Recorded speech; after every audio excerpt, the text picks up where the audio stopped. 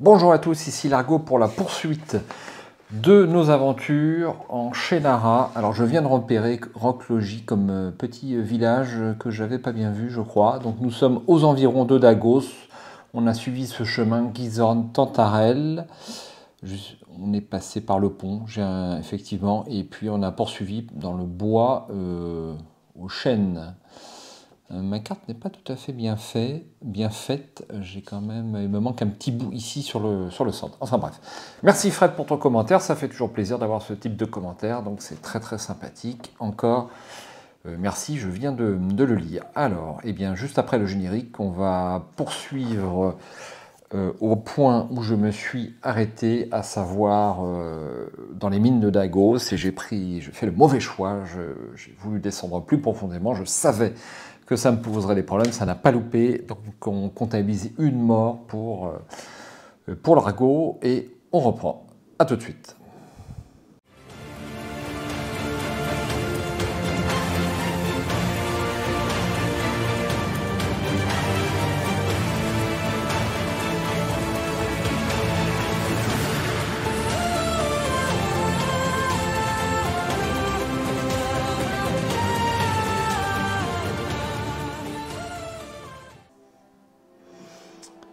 Me vous revoici, donc on reprend là où on en était resté. Donc si vous possédez les mélanges contraires, que vous désirez en faire usage, rendez-vous au 73. J'aurais bien voulu garder cet explosif pour plus tard.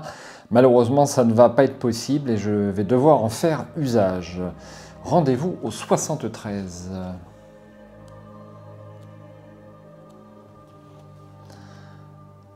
Vous ordonnez à un tel gauche de se coucher par terre. Après avoir ôté le bouchon du tube qui sépare les mélanges contraires, vous projetez l'objet contre la paroi de pierre. Quelques secondes plus tard, une explosion retentissante se produit, réduisant à néant le rocher qui vous bloquait le passage. Rendez-vous au 382. 382.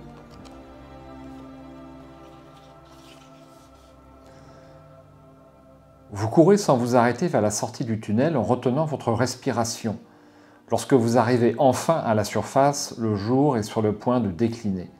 Les terrils qui se profilent à perte de vue étirent leur ombre vers l'est, éclairés par les rayons obliques du soleil couchant.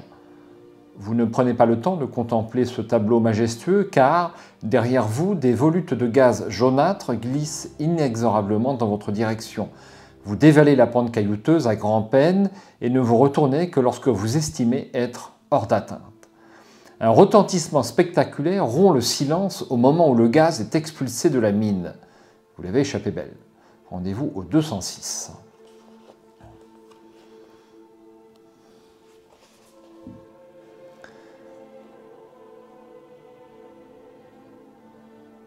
Vous marchez moins d'une heure en direction du nord avant de vous arrêter à l'ombre d'un terril plus grand que les autres. Si vous faites halte pour dormir, rendez-vous au 418. Si vous désirez continuer de marcher durant la nuit, rendez-vous au 234. C'est pas prudent de marcher durant la nuit, donc ce sera le 418.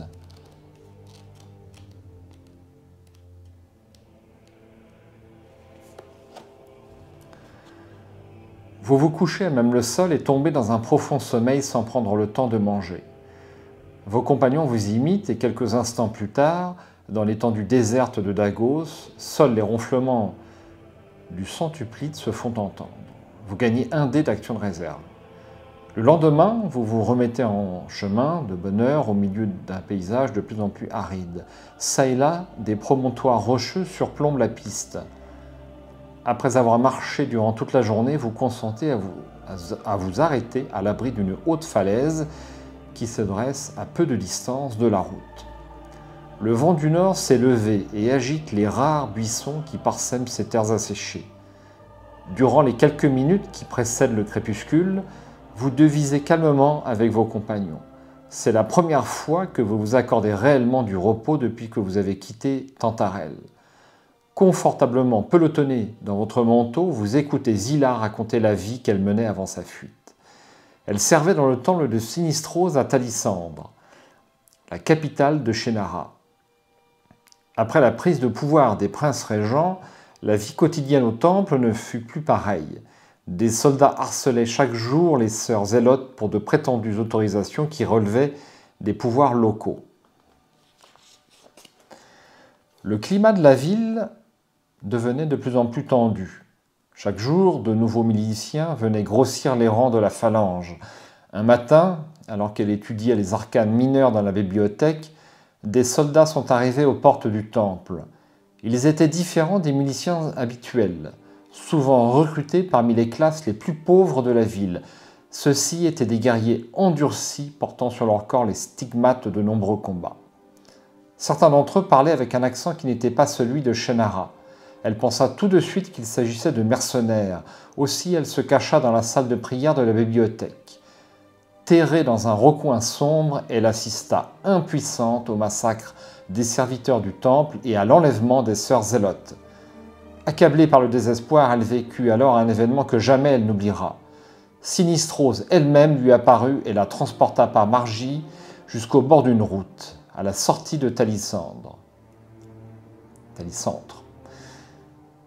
Zila déambula seule durant 5 jours, sans savoir où aller. Arrivée dans le village de Teakam, elle apprit que la phalange recherchait activement une sœur zélote d'environ 16 ans. Un aubergiste du village la reconnut et tenta de la livrer aux miliciens. Deuladorès Mact, qui était attablé dans l'auberge, s'interposa et la conduisit chez lui, à Tantarel.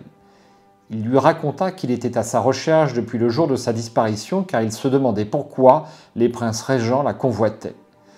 Il avait comme dessein de l'emmener à Kronstadt, la cité libre, pour la mettre à l'abri, en attendant d'en savoir plus. C'est à ce moment-là que vous êtes arrivé et avez assisté à la mort de Deuladorès. Rendez-vous au 434. Alors, je vais me rajouter un dé de réserve. Et je vais donc repasser à 4. Je vais baisser légèrement ma caméra pour être un poil plus à l'aise, comme ceci.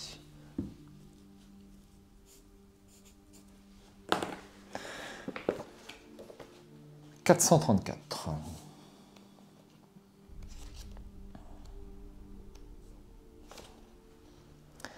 Les lunes sont à présent hautes dans le ciel. Telgosh a lui aussi écouté le récit de Zila, hochant de temps en temps la tête en signe de compréhension. Je ne connais rien de Kronstadt, rajoute Zila d'un air dépité, et encore moins la manière d'y aller. La nuit dernière, Sinistrose m'est apparue en rêve. Elle m'a assuré que je représentais l'unique chance de sauver les sœurs zélotes. Un lourd silence accompagne la fin de son récit. Tout autour de vous sonne le bruit des tripsyles, des insectes luminescents, viennent troubler le calme de la nuit. Après quelques minutes, c'est à votre tour de prendre la parole. Nous irons jusqu'à la faille de Taza, dites-vous d'un air que vous espérez déterminé. La difficulté sera de franchir la passe du Bourbier, seul point de passage pour accéder au marais menant à la route de Kronstadt. C'est la meute d'Orun qui contrôle cette partie du pays. Il faudra négocier avec eux. Mais ne vous inquiétez pas, la négociation est justement mon métier, dites-vous avec un sourire rassurant. Vous avez à peine terminé de parler qu'une voix sifflante résonne. Peut-être, mais il est difficile de négocier avec la meute, vous ne réussirez jamais. Non, vous n'avez pas rêvé, c'est Telgosh qui vous parle ainsi en vous fixant de son regard reptilien. Tu n'étais donc pas muet, articule Zila, les yeux écarquillés. Je l'étais, ma guérisseuse, mais nous autres, centuplides, avons des particularités, disons, héréditaires. Il esquisse un sourire et ouvre la bouche où vous remarquez un appendice en train de pousser. La nouvelle langue de Telgosh. Rendez-vous au 304. S'il est rétabli, c'est très bien.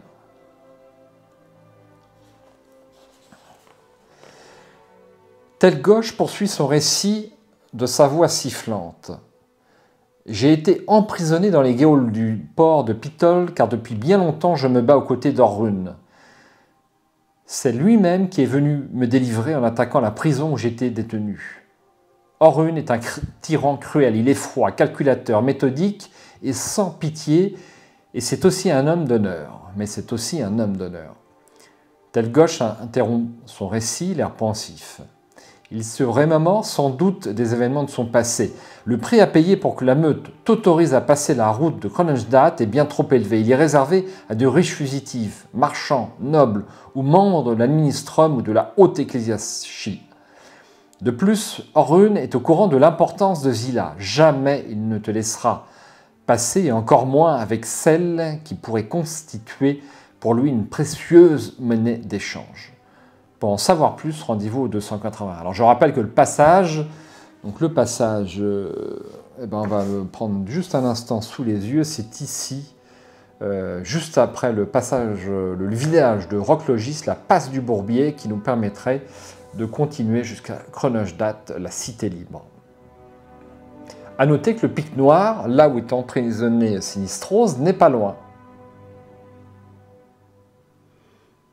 Il est fort probable qu'on y fasse un détour. Rendez-vous au 281.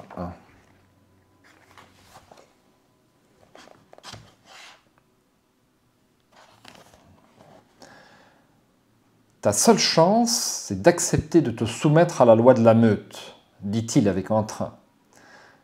Vous demandez à Telgosh de vous en dire plus.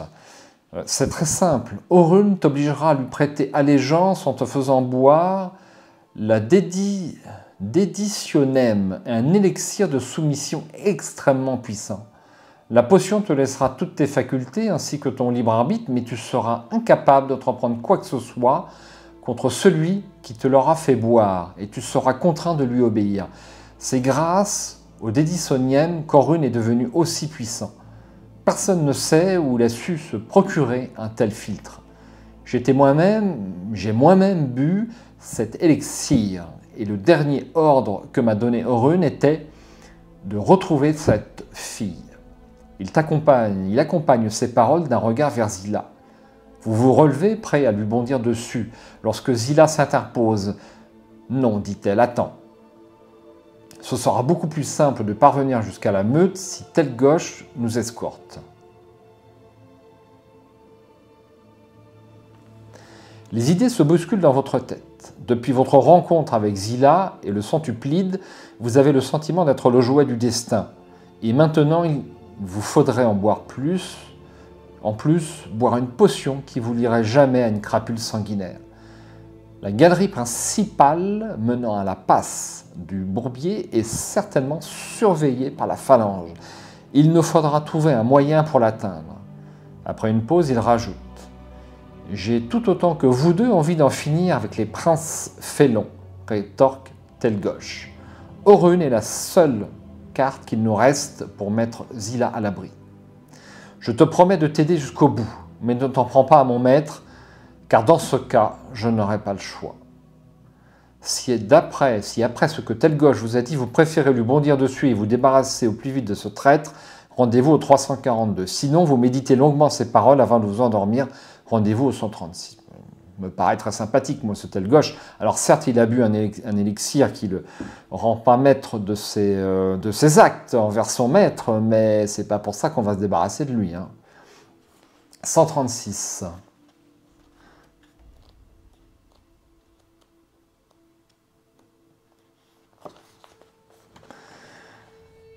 Vous gagnez un dé d'action de réserve pour le repos que vous avez pris cette nuit. Je vais le faire tout de suite avant d'oublier. Nous repassons à 5. Donc on ne peut pas dépasser son total. En dé de réserve, j'ai un doute. Il faudra que je vérifie. Et surtout, il ne faut pas que je confonde de règles avec l'autre bouquin. Enfin, je vous passe les détails. Le soleil n'est pas encore levé quand Telgosh vous réveille. Ne tardons pas, murmure-t-il. Il nous faut arriver à Roclogis. C'est la dernière ville avant la passe du Bourbier. Il faudrait l'atteindre avant la tombée de la nuit. Dès que nous engagerons sur la route au-delà de la plaine de Dagos, le risque sera plus grand de croiser des miliciens de la phalange. Vous mangez un bout de pain rassis et buvez une rasade d'eau au goût de terre avant de reprendre votre marche. Les terrils se dressent de moins en moins haut à mesure que vous avancez, pour disparaître complètement à l'orée d'une étendue rocailleuse. Elle est parsemée de maisons en ruine et s'étire devant vous à perte de vue. « Voici les terres charbonneuses, vous dit l'homme lézard. Vous vous remémorez les leçons de l'académie de la Guilde, pourtant lointaine. Les terres charbonneuses comptent comme unique cité la triste Roquelogis, une bourgade frontalière avec le marais du Bourbier. La région est habitée par les manouvriers des exploitations de charbon qui firent la renommée de Chénara. Elle a toujours attiré les pauvres hères en quête d'un gagne-pain malgré les conditions de travail proches de l'esclavage.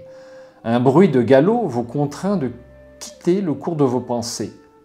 Mus par un réflexe de survie, vous vous jetez tous les trois à terre derrière un des innombrables rochers qui parsèment le bord de la route. Une troupe de 6 cavaliers en armure noire venant en sens contraire galope à bride abattue.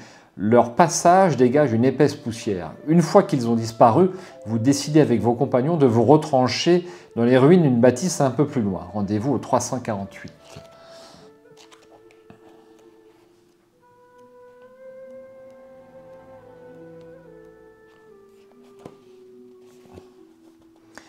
La vision de ces cavaliers a refroidi votre ardeur. C'est bien trop dangereux de vous promener à 3 sur cette route. Vous convenez avec vos compagnons d'aller seul à Roquelogis pour tenter de trouver un moyen, le plus facile de franchir la passe du Bourbier.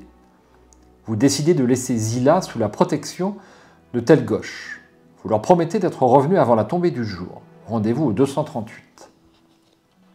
Ma foi, ce livre est passionnant. Il faudra que je fasse une petite vidéo test.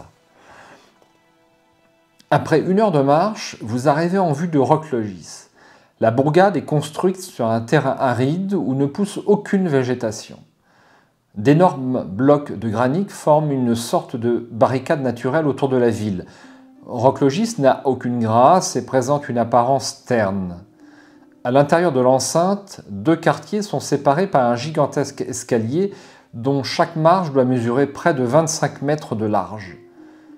Le quartier inférieur est celui de tous les manouvriers et des soldats. Le quartier qui s'étend en haut de l'escalier est la propriété de la guilde des marchands et regroupe les habitations de tous les négociants, commerçants et autres riches personnalités de passage à Roquelogis.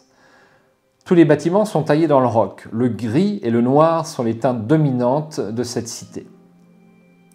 Une auberge où pend une enseigne de métal illisible vous fait face. La route devant vous forme un Y dont les branches passent de chaque côté de l'auberge. Vers la gauche, le chemin semble mener vers une petite place. Sur la droite, il s'enfonce dans le quartier des manouvriers. Que faites-vous? Si vous décidez de vous rendre à l'auberge, rendez-vous au 118. Si vous prenez le chemin qui mène à la petite place, rendez-vous au 83. Si vous prenez le chemin qui s'enfonce dans le quartier des manouvriers, 272. Enfin, si vous avez rendez-vous avec quelqu'un à Roquelogis, consultez le paragraphe qui vous a été indiqué lors de la rencontre avec cette personne. Aïe! Je n'ai rendez-vous avec personne à Roquelogis, malheureusement. Alors, toutes les bonnes explorations de villes commencent par l'auberge, surtout en Heroic Fantasy, mais est-ce bien le raisonnement qu'a fait l'auteur du livre?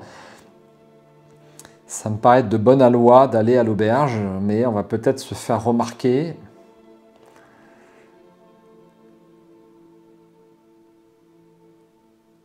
Je vais... Allez, j'espère ne pas le regretter. Donc l'auberge.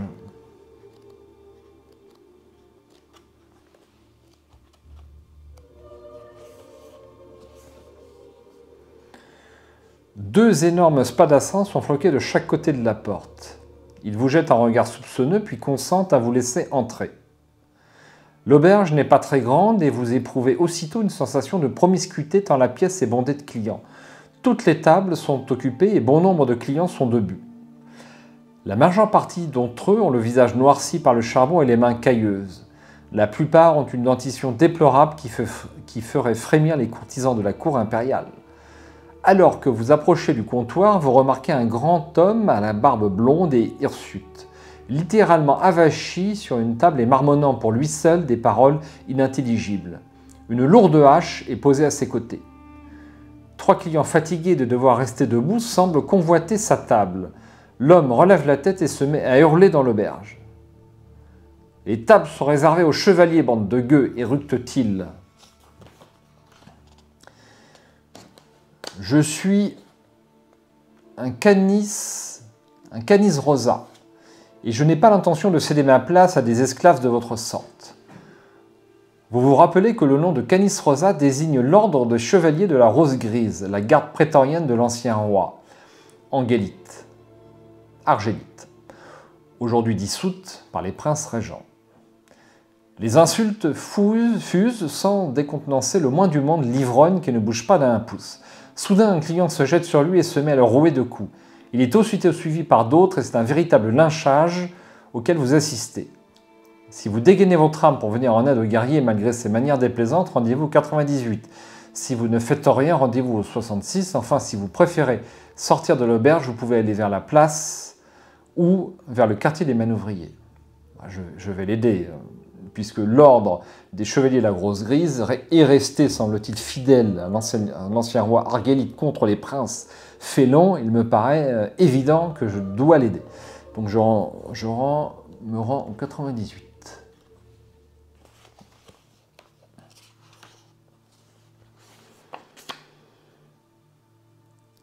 Vous dégainez votre arme et vous vous interposez entre l'ivrogne et la populace en furie. Il vous insulte avec rage mais reste à l'écart. Vous agrippez par le col l'homme qui reprend peu à peu ses esprits et vous reculez vers la sortie. La milice vous remarque-t-elle? Jetez les dés. Difficulté 2 dés. Si vous réussissez, rendez-vous au 301, sinon au 55. Difficulté 2 dés. Donc j'ai 4 dés. Notez que mon dé spécial pour convaincre ne peut pas beaucoup servir pour l'instant.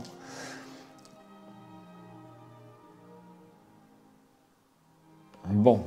En 2 dés, je vais lancer mes dés classiques. Hein. Il y a quand même assez peu de chances que je rate. Donc 2 dés rouges et 4 dés verts, sans utiliser de dés de réserve. Eh bien, j'ai fait 3 chiffres impairs et lui et eux 2 chiffres impairs, c'est donc une victoire. 301.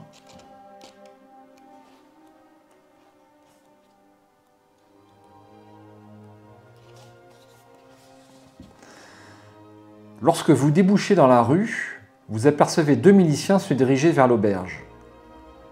Le grand guerrier sort brusquement de sa léthargie.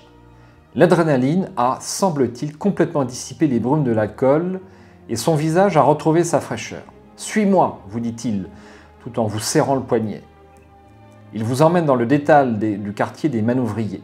Après de longs détours par des ruelles sinueuses, il s'arrête enfin devant une sorte de hangar où sont entreposés des centaines de sacs de charbon. « Merci, étranger, je te dois la vie. Sans toi, ces fous furieux m'auraient taillé en pièces. » Face à tant d'effusion, vous n'osez vous dégager de son accolade. L'haleine qu'il exhale empeste tellement l'alcool que vous finissez par le repousser.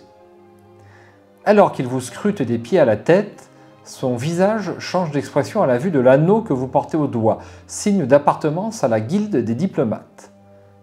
Vous jurez entre vos dents. Voilà bien longtemps que vous auriez dû ôter cet anneau. À votre grande surprise, il se met à rire aux éclats. Ça alors, un diplomate ici, à Roc-Logis, c'est bien la meilleure. Qui aurait cru que je serais sauvé par un de ces intrigants? Je te dois la vie, mon ami. Je suis Cal Duastol, chevalier de la Rose Grise, et je pense que si un diplomate est dans ce foutu coin, c'est qu'il y a de grands événements qui se préparent. Rendez-vous au 330. Plus je lis ce bouquin, plus je suis intrigué par la suite.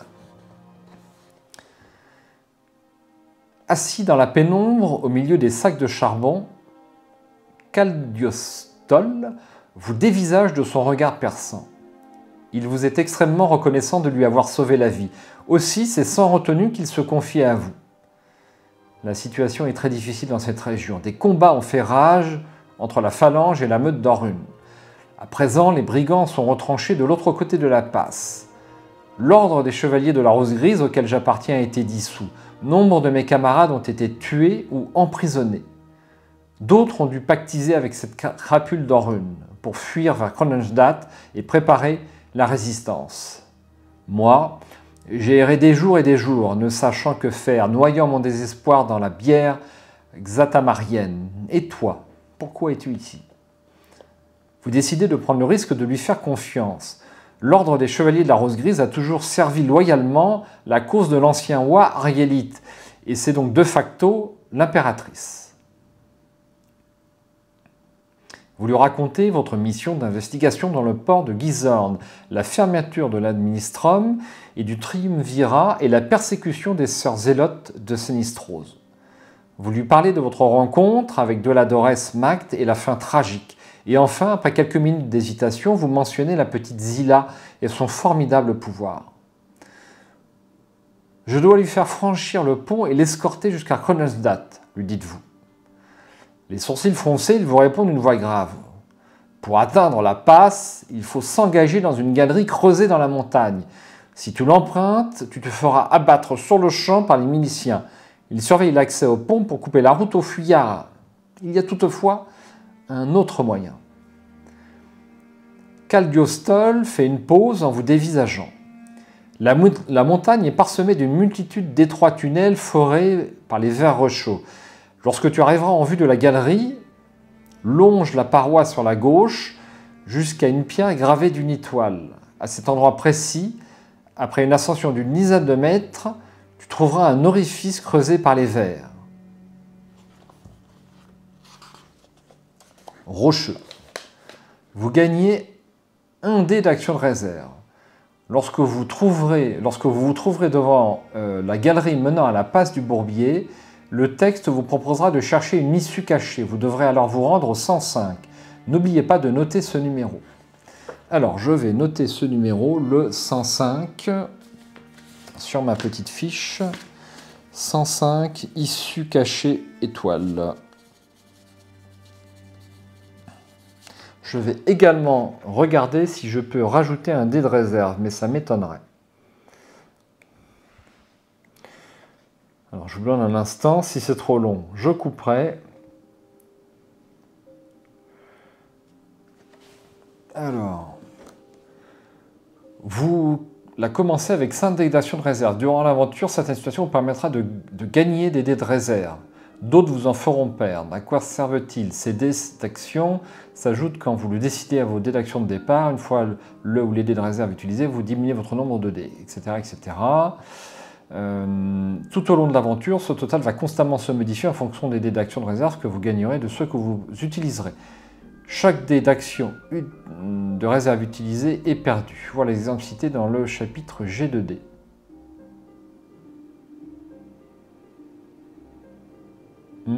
Apparemment, rien n'indique qu'on ne peut pas dépasser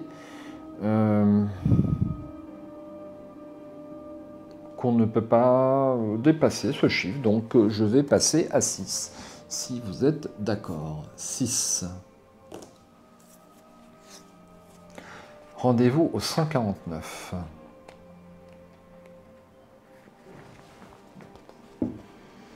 À présent, il est temps de prendre congé du chevalier et d'aller retrouver Zilla et Tel-Ligloche. Avant de partir, Caldiostol pose sa hache sur son front et vous déclare solennellement qu'il se donne désormais pour mission de rassembler d'anciens chevaliers de la Rose Grise. Nos routes se croiseront à nouveau. Que ton nom soit sanctifié, diplomate. Je prierai Almalron de guider tes pas loin de l'intramonde. Vous le saluez, l'inframonde. Je ne sais pas si ça se prononce intramonde ou inframonde. Allez, inframonde. Vous le saluez et sortez du hangar.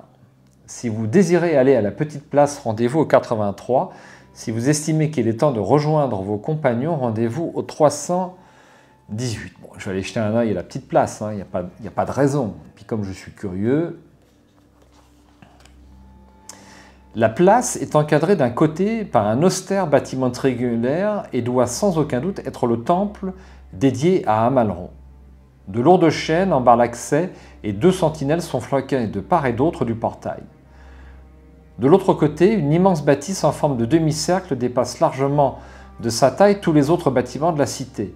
À voir le nombre de soldats en armure postés alentour, vous supposez qu'il s'agit de la caserne du Casus Bellum, c'est-à-dire la garde militaire passée depuis peu sous les ordres des princes félons. Le reste de la place est occupé par un marché couvert, d'où s'échappent des parfums de cuisson mêlés à ceux du cuir fraîchement tanné. À côté d'une fontaine, un panneau de bois est fiché dans le sol. Une feuille de parchemin y est accrochée. Enfin, à l'autre bout de la place, vous apercevez un accès à l'immense escalier qui conduit à un niveau supérieur du village. Si vous pénétrez dans le marché, 167. Si vous vous approchez de la fontaine pour lire la pancarte, 222. Si vous traversez la place pour monter l'escalier et rejoindre le haut quartier, 309. Si vous préférez vous approcher prudemment du casus bellum, rendez-vous au 307. Ça ne m'emballe pas tout ça.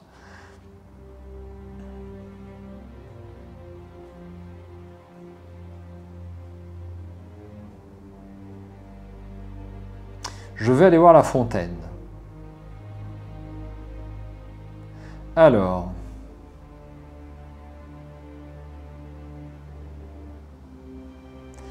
euh, 222.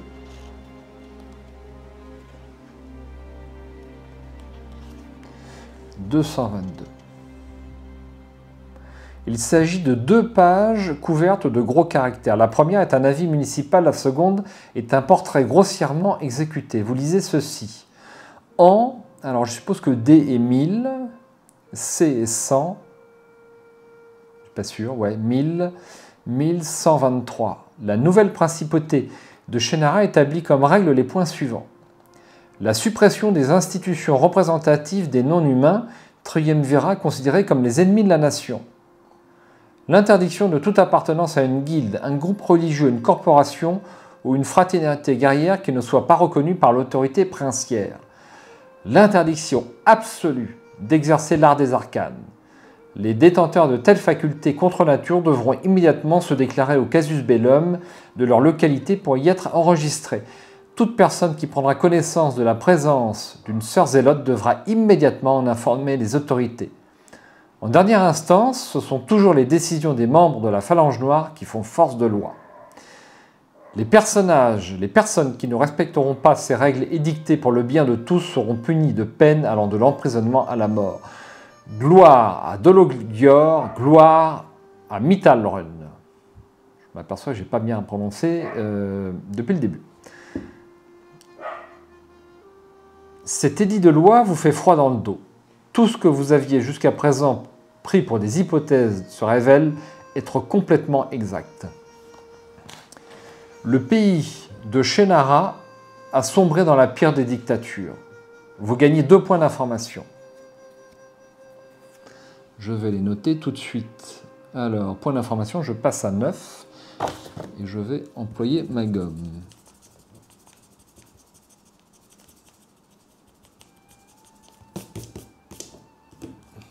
9.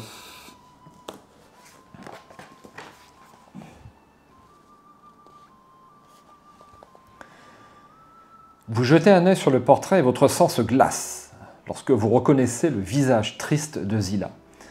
Avis de recherche. Zilonodravna, dangereuse sorzellote, est recherchée. Une récompense de 200 pièces d'or ainsi qu'une lettre de recommandation princière seront offertes à toute personne qui contribuera à la capture de la fugitive. Si vous décidez de quitter immédiatement le village pour retrouver vos compagnons et leur dire ce que vous avez appris, rendez-vous au 318. Si vous faites un tour au marché, rendez-vous au 167. Si vous décidez de rejoindre le haut quartier en passant par le gigantesque escalier, rendez-vous au 309. Je vais plutôt me rendre au marché au 167.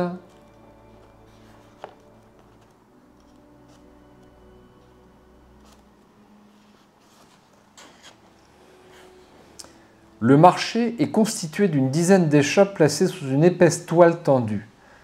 Parmi les vendeurs, un marchand de cuir, un apothicaire et un armurier attirent votre attention. Vers qui vous dirigez-vous? Le marchand de cuir, l'apothicaire ou l'armurier? J'ai pas d'armure, donc ça m'intéressera d'en avoir une. Donc 365.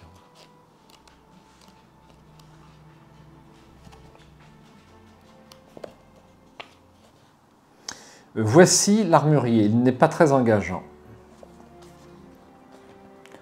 Le marchand d'armes est un homme d'une trentaine d'années aux cheveux grisonnants. Son visage est couturé de cicatrices, signe des violents combats auxquels il a pris part.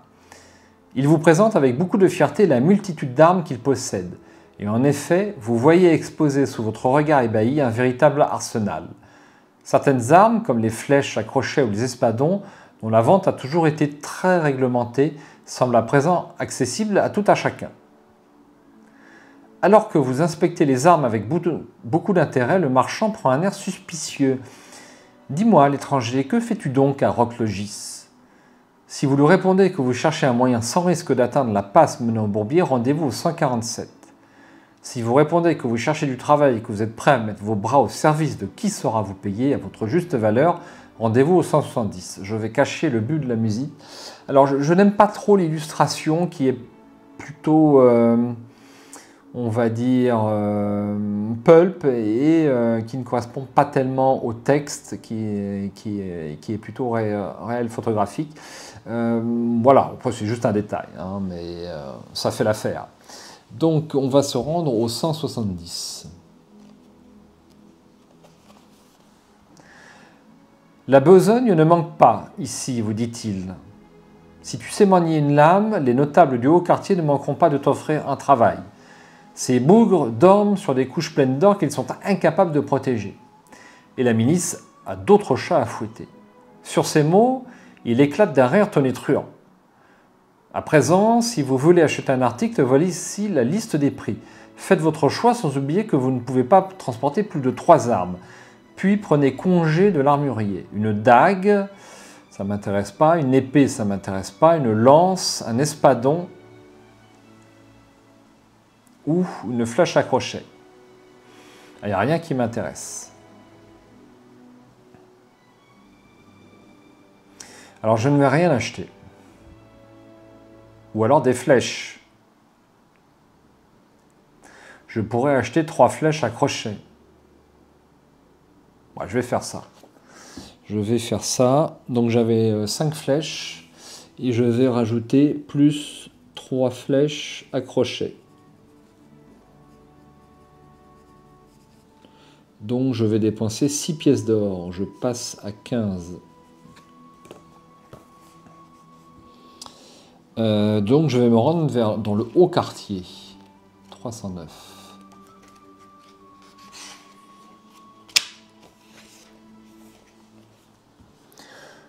De nombreuses sentinelles sont postées le long de l'énorme escalier.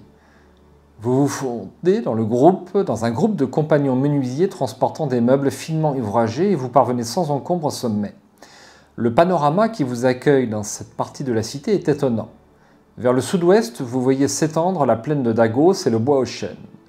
Plus loin, vous remarquez même une petite tache noire qui doit être la ville de Tantarel que vous avez quittée il y a à peine 4 jours. Dans la direction opposée, la plaine de Dagos continue de s'étendre sur une distance plus réduite. Elle est ensuite complètement barrée par de hautes montagnes. La chaîne du Pic Noir, dont le sommet du même nom s'élève à plus de 5000 mètres d'altitude. C'est au cœur de ces montagnes que vous trouverez la passe du Bourbier, unique point de passage permettant d'éviter l'ascension du pic.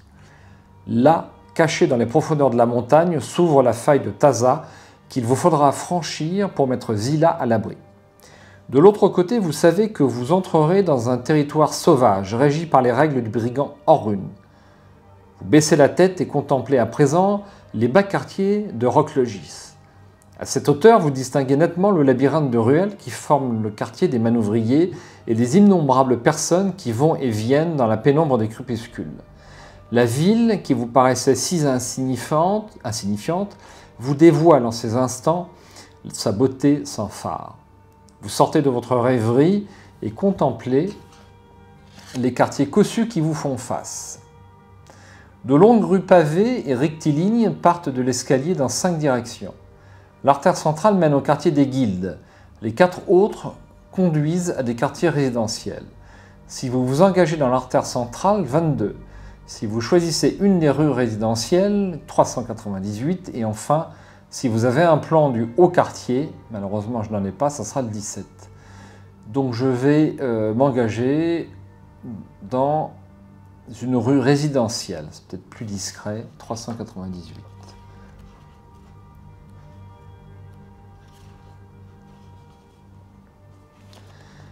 Le quartier est extrêmement calme. Les maisons à droite et à gauche exposent de superbes façades à colombages. De nombreuses moulures en bois qui ornent leurs devantures sont absolument magnifiques. Ici, des marqueteries représentant des scènes de marché, là des gravures sur bois inspirées des grandes batailles de Shennara. La majorité des habitations sont silencieuses. Beaucoup d'entre elles ont même l'air vides.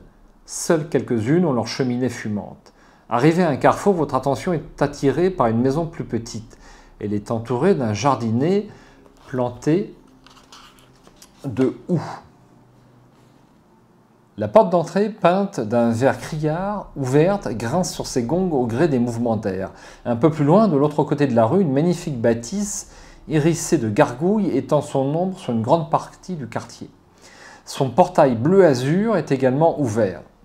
Cela vous paraît étrange que l'intérieur de ces maisons soit ainsi accessible aux premiers venus. Si vous décidez d'éclaircir ce mystère, vous pouvez entrer dans la petite maison ou dans la grande bâtisse. Voilà bien un choix cornélien. Ou alors je peux continuer à marcher dans la rue.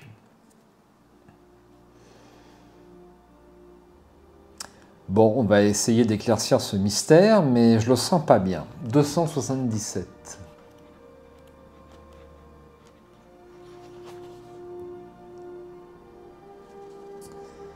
Vous pénétrez dans la petite maison. Les meubles sont renversés. Des monticules de verre jonchent le sol. Le cadavre d'un vieil homme égorgé est étendu sur une table, au milieu d'un amoncellement de livres à moitié déchirés. Vous remarquez qu'un des tomes éparpillés est intact. Il s'agit d'un livre dont la couverture porte le titre « D'Animus Immobilis, psychomancie et éveil des objets ». Notez-le dans votre équipement. Si vous désirez approfondir la fouille de la maison, rendez-vous au 356. Si vous désirez sortir et continuer votre chemin, 97. Alors, Animus Immobilis. Alors, je vais noter.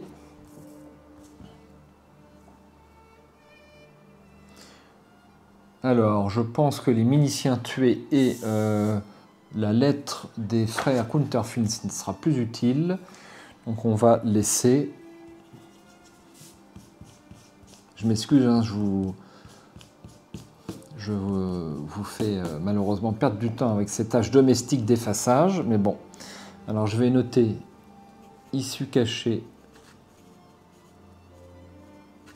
105 étoiles. Et alors comment il s'appelle ce bouquin? C'est toujours des noms quand même assez difficiles. Animus Immobilis. Animus Immobilis et Psychomancie, éveil des objets.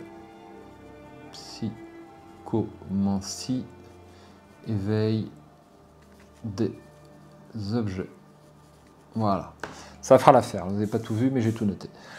Non, je n'ai pas continué ma fouille, je ne trouve pas ça prudent. Je désire continuer, enfin sortir et continuer mon chemin. 97.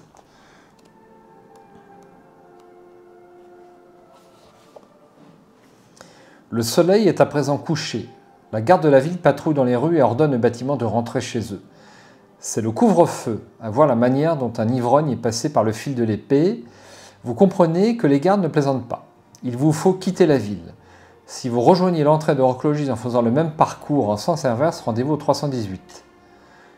Ça ne va pas être prudent de passer par ce grand escalier.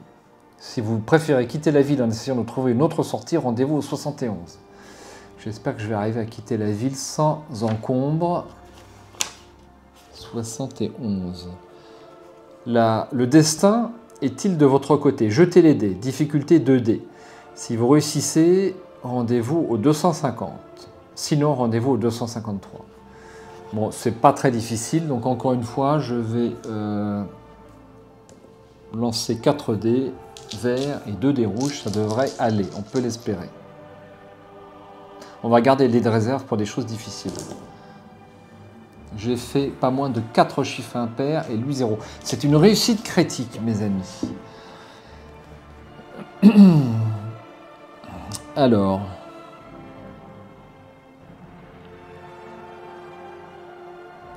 Donc, réussite 250.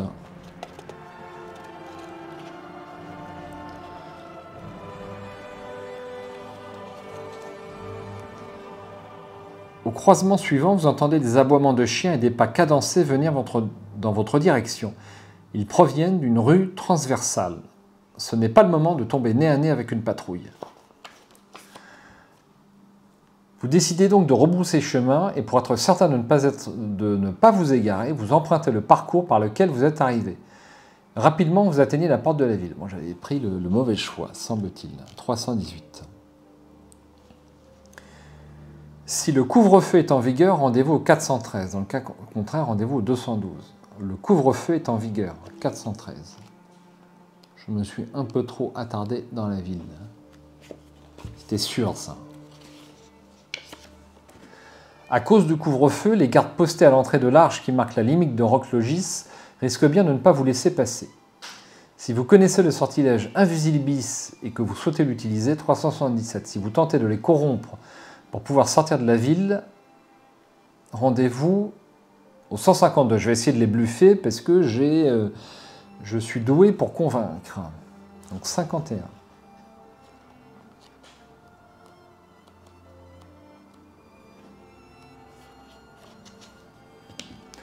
Vous prenez l'accent des marins de Pitol et vous expliquez aux gardes que vous êtes volontaire pour intégrer la Phalange Noire. Votre groupe de conscrits est déjà sorti de la ville il y a quelques heures et vous devez absolument le rejoindre sur la route menant au port. Jetez les dés pour voir si vous parvenez à les convaincre. N'oubliez pas de rajouter un dé d'action spécial pour ce jet de dés si vous avez le talent habile négociateur. Eh bien, c'est bien le cas. Donc je lance 5 dés verts, ça devrait être facile, contre 2 dés rouges. Alors, eh bien non, c'est pas vrai, c'est pas vrai, c'est pas vrai. Eh bien j'ai échoué, je n'ai que des dés pairs. C'est pas vrai, contre un dé impair. J'ai échoué cette épreuve malheureusement. Sinon, rendez-vous au 408.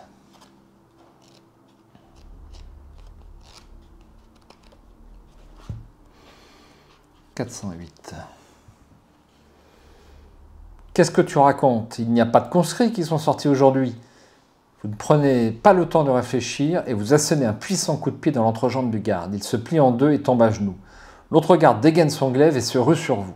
Derrière lui, dans la maisonnette qui sert d'abri aux sentinelles, 4 guerriers empoignent leurs armes et se préparent à prêter main forte à leurs collègues.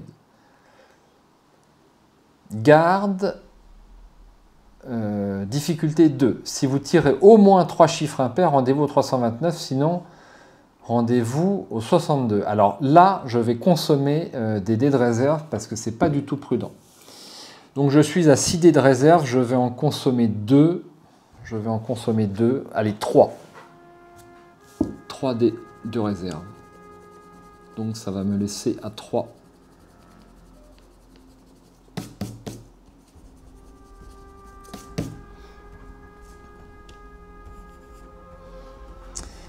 Donc on a dit 4 plus 3 dés de réserve contre 2. Et je pense qu'il va me falloir... Il va falloir essayer de faire 3 chiffres impairs.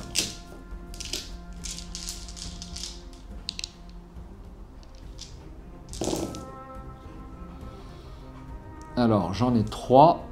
Ça fait 6, 2, 4. Voilà, j'ai gagné mais de justesse et j'ai bien fait de consommer 3 dés quand même. Hein. Alors c'est assez punitif comme système, il faut bien le dire. On peut perdre, même si on lance 10 dés contre 2, on peut perdre en théorie. Alors, c'est le 329.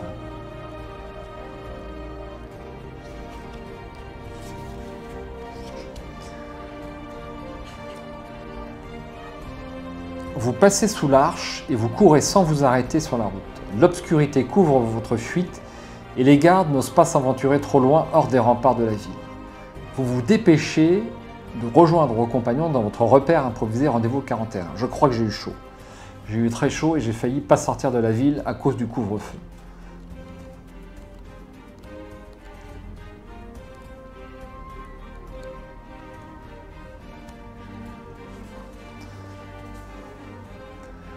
Vous êtes accueillis par les cris de joie de vos compagnons et sans plus attendre, vous leur racontez tout ce que vous avez appris à Roc-Logis. Tête gauche ponctue votre récit en hochant la tête. Lorsque vous leur avez tout dit, vous convenez de vous rendre à la passe du Bourbier dès demain soir. Il ne vous faudra que 2 heures de marche pour atteindre les contreforts de la chaîne du Pic Noir. Sous le couvert de la nuit, il sera plus aisé de rejoindre la passe. Vous décidez à présent de manger les victuailles que le centuplide vous a dégotées, des souris du désert et des racines du goutelag. Quel régal, dites-vous sur le ton de l'ironie, tout en affichant un rictus de dégoût. Cette nourriture vous permet toutefois de vous rassasier. Vous sombrez avec Zilla dans un sommeil sans rêve tandis que Tête Gauche veille sur vous, l'arme au poing. Rendez-vous au 354.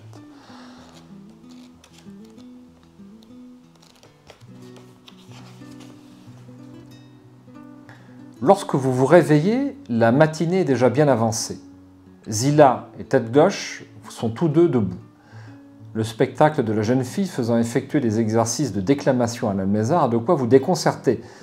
Après un déjeuner frugal, vous passez le reste de la journée à définir quel serait le chemin le moins risqué pour atteindre la passe. Vous optez finalement pour le choix de contourner Roque-Logis par le nord, pour profiter de nombreux promontoires rocheux qui se dressent çà et là. Le voyage se passe effectivement sans aucun problème. Vous ne croisez pas âme qui vive. À la tombée du jour, vous découvrez aux abords des premiers contreforts des chevaux et des crus-sacs étendus sur le flanc. Ne gisent que les montures. Aussi en déduisez-vous qu'il devait s'agir de fugitifs comme vous qui ont dû être capturés. Ce spectacle vous fait frissonner. La nuit est complètement tombée lorsque vous arrivez devant l'immense paroi montagneuse. Une énorme galerie est creusée dans le milieu de la falaise. Elle mène quelques kilomètres plus loin à la passe du Bourbier. Si vous connaissez un autre accès pour atteindre la passe, rendez-vous au paragraphe que l'on vous a alors indiqué. Sinon, vous prenez une grande inspiration et pénétrez dans la galerie au 341. Alors, je ne connais pas d'autre accès, mais après, je connais un passage caché. Alors, j'ai regardé un petit peu le paragraphe. C'était à ce moment-là que je pouvais chercher un passage caché dans la paroi. Je me suis trompé puisque j'ai bien les coordonnées de Lucie Cachet et c'est bien ici qu'il faut chercher en fait. Donc c'est le 105. Ouf.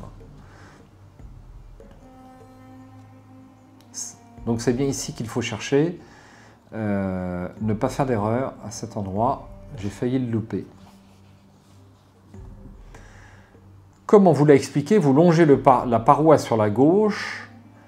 Après une recherche que l'obscurité de la nuit rend particulièrement pénible, vous trouvez la pierre marquée d'une étoile. Vous entamez le premier, l'escalade, sous le regard inquiet de Zilla. De bonnes prises parsèment la falaise, ce qui facilite votre ascension. Après une dizaine de mètres, vous apercevez l'entrée d'un tunnel ovoïde. Tête Gauche vous suit et grimpe lestement malgré la jeune fille pendue à ses épaules. Après un bref échange de regards, vous baissez la tête et vous vous engagez courbé en deux dans les ténèbres. Si vous avez adopté ab initio la corneille, celle-ci ne vous suit pas dans le tunnel. Elle s'envole en croissant et disparaît dans le ciel étoilé.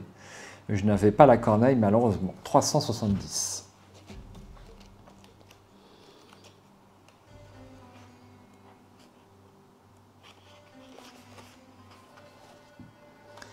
Des rayons lunaires se reflètent sur les pierres polies du tunnel, éclairant très faiblement le passage. Au bout de 20 minutes, d'une progression harassante, le tunnel se divise en 3 directions. Si vous optez pour le passage qui descend droit devant vous, allez au 429. À droite, le 5, à gauche, le 314. Alors voilà typiquement ce que j'aime pas trop, mais peut-être qu'un passage que des renseignements glanés en ville auraient pu me permettre de savoir dans quelle direction je dois aller, mais là, c'était au pif. Donc je vais aller plutôt à droite. Les gens qui me connaissent sauront pourquoi. Ça sera le 5. Espérons que ça me porte chance.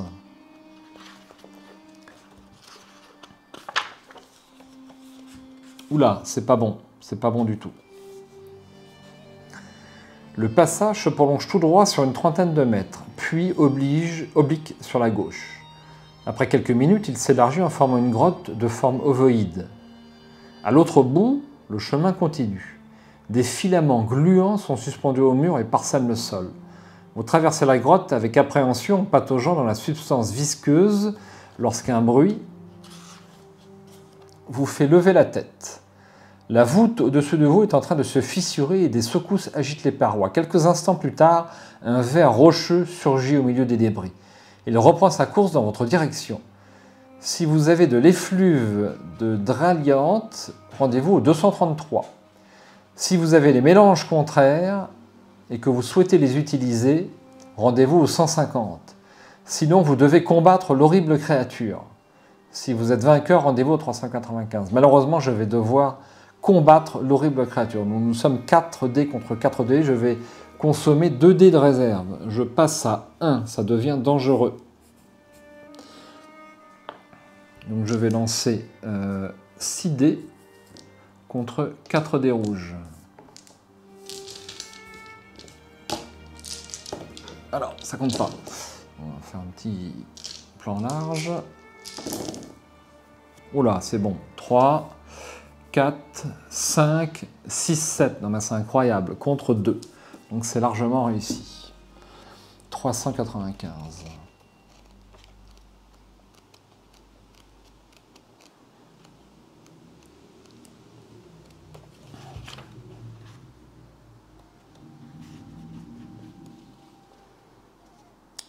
Vous vous dégagez avec dégoût de la carcasse de ce monstre. De gros filaments visqueux et nauséabonds s'échappent de son corps tailladé. Afin de ne pas rester une minute de plus dans cet endroit, vous continuez votre progression dans le tunnel 264.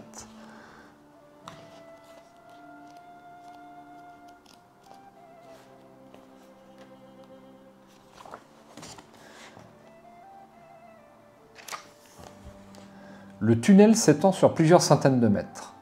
À présent, l'obscurité est totale. Après quelques tâtonnements dans le noir, vous apercevez à une faible distance des lueurs vacillantes qui semblent provenir du sol. En vous approchant, vous constatez que le tunnel est constellé de crevasses, chacune assez large pour vous précipiter dans le vide. Vous vous penchez sur un de ces orifices, et à votre grande stupéfaction, vous voyez à une dizaine de mètres plus bas la galerie principale éclairée par des torches fixées au mur. Des sentinelles sont disposées sur des balcons en bois à quelques mètres au-dessus du sol. En vous penchant encore un peu, vous parvenez à distinguer plus loin dans la galerie un gigantesque pont qui ne peut être que la passe du Bourbier. Votre cœur bondit dans votre poitrine et vous décidez de presser l'allure. Rendez-vous au 148.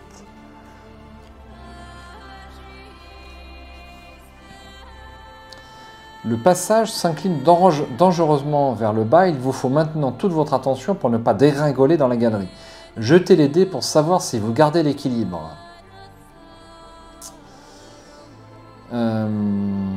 Bon. Alors, il me reste qu'un seul dé de réserve. Est-ce que je le dépense ou pas? Voilà un choix cornélien. Allez, 4 dés contre 3. Je vais tenter le coup. Mais je sais que c'est pas prudent. Non, je vais dépenser mon dernier dé de réserve. Et je suis à 0.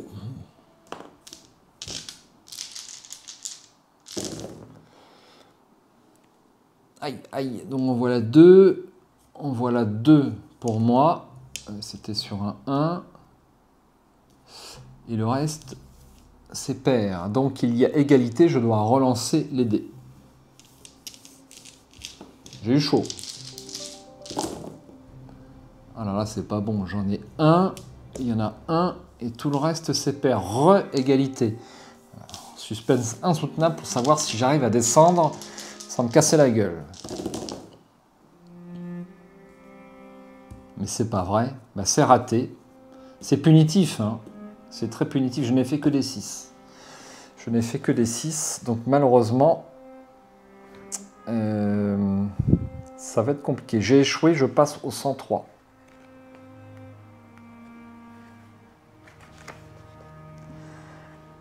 Vous glissez et tombez tête la première dans le plan incliné. Vous atterrissez brutalement sur le sol de la galerie en contrebas. Dans votre chute, vous avez perdu un de vos objets. Heureusement, les gardes ne semblent pas vous avoir entendu.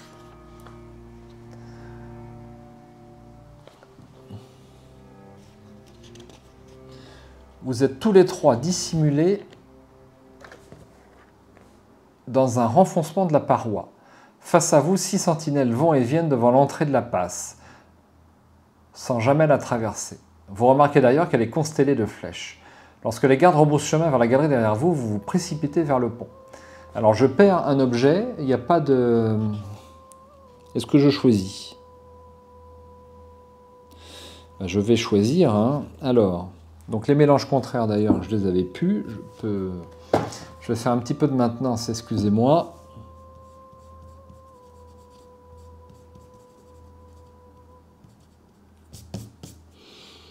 Alors, est-ce que je perds les 5 flèches de l'arc? Est-ce que j'ai le droit de perdre les 5 flèches de l'arc? Le poignard dans la botte, est-ce qu'il va me servir? L'épée runique. L'épée runique, je la garde, hein. Le talisman de vie. Ah, mais c'est vrai que je peux lancer le talisman de vie. Je peux lancer un sort qui me permet de récupérer des points de réserve. Alors, bah, je vais supprimer le poignard dans la botte. Voilà l'objet que j'ai perdu.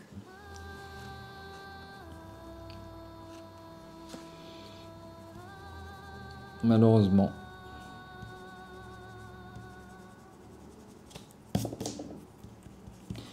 Et donc je vais dépenser un point d'arcane pour regagner un dé de réserve. Je gomme, désolé. Donc je suis à 1 en point d'arcane et je suis à 1 en dé de réserve. Voilà. Ensuite,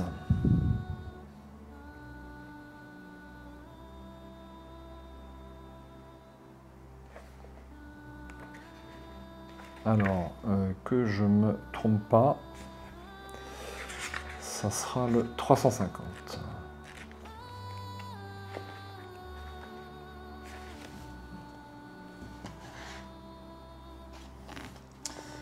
Zilla s'arrime fermement sur le dos du centuplide. À votre signal, vous courez tous les deux vers le pont. Derrière vous, des cris de fureur se font entendre. Les gardes se précipitent à votre poursuite. Vous avez l'impression que votre cœur va exploser tant vous mettez d'énergie dans cette course folle. La faille de Taza s'étale à présent devant vous, telle une gigantesque cicatrice zébrant la surface de la terre. La passe du bourbier l'enjambe sur une distance de 500 mètres. Vous forcez l'allure et entamez la traversée. Alors que vous êtes sur le point d'atteindre le milieu du pont, vous entendez Zilla hurler. Vous faites volte-face et découvrez le centuplide étalé de tout son long. Derrière lui se tient un être encapuchonné dont la taille dépasse les 2 mètres. Sans prendre le temps de réfléchir, vous vous ruez vers lui en criant à vos compagnons de traverser le pont. Rendez-vous au 182.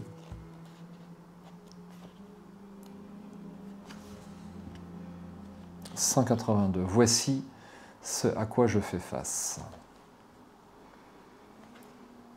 Vos coups font reculer votre mystérieux ennemi, permettant à tête gauche et à Zilla de continuer leur course. Soudain, l'énorme silhouette ôte sa cape et vous la jette au visage.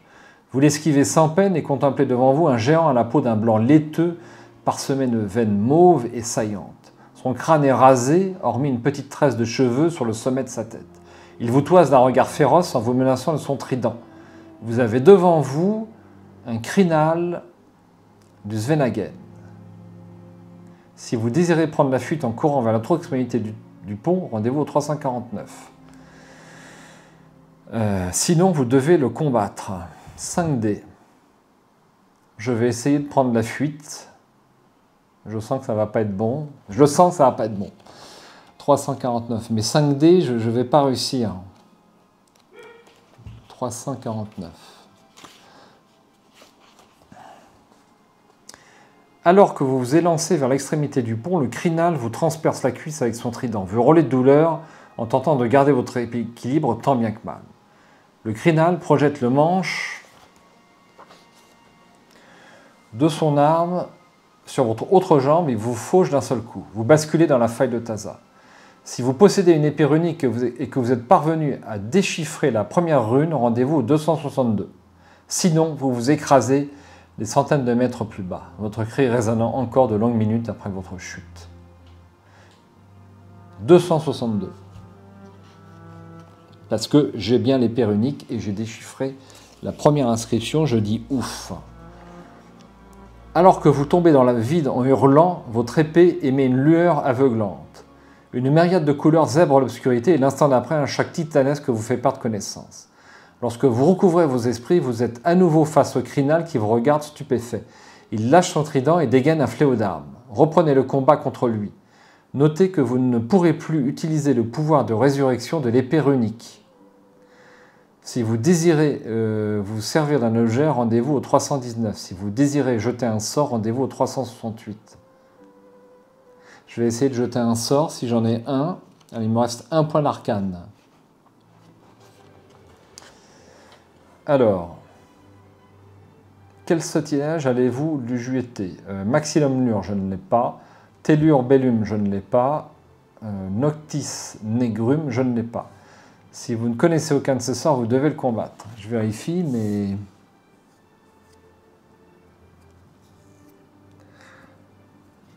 Ah là là, c'est casse-pied. Donc, bon, bah, on va tenter la chance. Hein.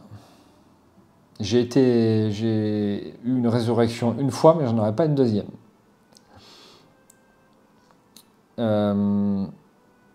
Bon, bah 5 dés, donc je vais utiliser mon dé de réserve. Alors, je vais utiliser mon dernier point d'arcane pour lancer un médicantem et avoir un deuxième dé. Là, je passe à 0. Et je tente le tout pour le tout, donc je vais lancer 6 dés. Et l'adversaire 5 dés. J'espère ne pas rater.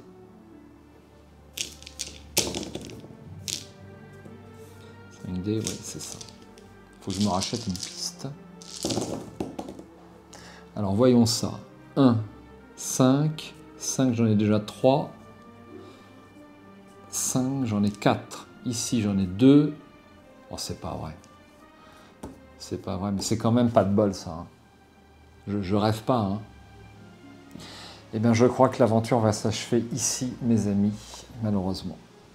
Si vous êtes vainqueur, rendez-vous au 397 et il n'y a même pas d'autre choix. Donc j'achève cette aventure, enfin cette vidéo sur cette défaite. Peut-être que je la reprendrai ici, mais en refaisant le combat avec un succès. C'est à voir, ou alors je recommence depuis le début, ou alors la fin du premier chapitre, à voir. Ici s'achève cette course vers Kronstadt, la cité libre, et malheureusement mon cadavre figure à la passe du Bourbier ici. Voici. Eh bien, ça, ma foi, était une excellente expérience que ce livre-jeu, Retour aux sources, et ma foi, j'en suis très satisfait. La simplicité y est pour beaucoup. On joue très rapidement, pas trop de matériel, pas trop de règles. Bon, c'est bien parfois, lorsqu'on fait des jeux experts, de revenir à un livre tout simple et tout bête. À ciao, bonsoir, et puis j'espère à bientôt sur la chaîne.